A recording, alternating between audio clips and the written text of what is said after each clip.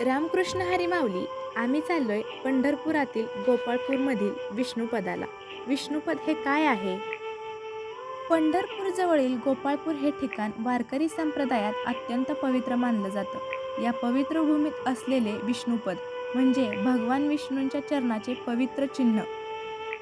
हजारो वारकरी आणि भक्त येथे येऊन दर्शन घेतात आणि या जागेच्या दिव्यतेचा अनुभव घेतात. गोपाळपुरातील विष्णुपद हे फक्त एक ठिकाण नाही, तर भक्ती, श्रद्धा आणि भगवान विठ्ठलाच्या कृपेचं जागतिक प्रतीक आहे. असं सांगितलं जातं की एकदा भगवान श्रीकृष्ण गोपाळांच्या रूपात या परिसरात आले होते. गायी चरवताना आणि आपल्या भक्तांवर कृपा करताना त्यांनी या भूमीवर चरण ठेवले. ज्या ठिकाणी प्रभूंचे चरण पडले त्या ठिकाणी दगडावर त्यांच्या पवित्र पावलांचे चिन्ह उमटले आणि पुढे तेच विष्णुपद म्हणून प्रसिद्ध झाले. भक्ताच्या मते पवित्र चरणाचे दर्शन घेतल्यावर मनाला शांती मिळते आणि जीवनातील संकटे दूर होतात. पौराणिक कथेनुसार भगवान विष्णूंनी पृथ्वीवरील भक्तांना दर्शन देण्यासाठी अनेक अवतार घेतले. पंढरपूर आणि आसपासचा परिसर हा त्यांच्या कृपेने पावन झाला आहे. गोपाळपुरात जेव्हा भगवान आले तेव्हा त्यांच्या दिव्य तेजाने संपूर्ण परिसर उजळून निघाला. गावातील लोकांनी प्रभूंची सेवा केली आणि त्यांच्यावर अपार भक्ती व्यक्त केली. त्या भक्तीने प्रसन्न होऊन प्रभूंनी आपल्या चरणांचे चिन्ह तेथे कायमचे ठेवले, जेणेकरून भविष्यातील भक्तांनाही त्यांच्या या उपस्थितीची अनुभूती व्हावी. वारकरी संप्रदायात विष्णुपदाला विशेष महत्त्व आहे. आषाढी आणि कार्तिकी वारीच्या काळात अनेक वारकरी इथे येतात. टाळ मृदुंगांचा गजर, विठ्ठल विठ्ठल नामस्मरण करत भक्त या पवित्र स्थळाचे दर्शन घेतात.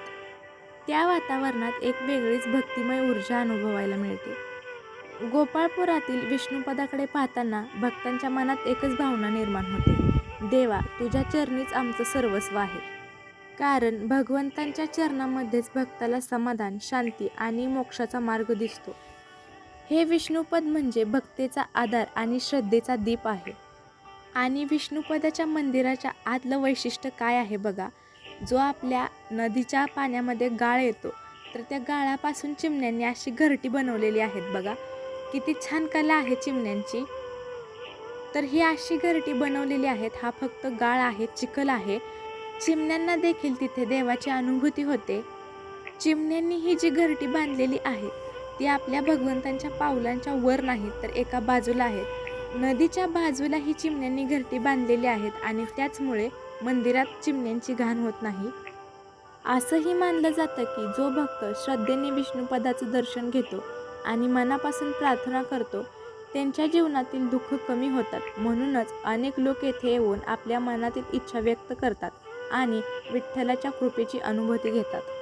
गोपाळपुरातील हे विष्णुपद आजही हजारो भक्तांना भक्तीचा मार्ग दाखवत आहे.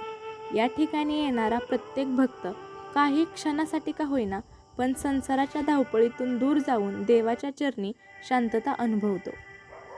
वारकरी संप्रदायातील परंपरेनुसार संपूर्ण मार्गशीर्ष महिन्यात आपले पांडुरंग विठ्ठल मंदिर सोडून या विष्णुपदाच्या मंदिरात येऊन बसतात.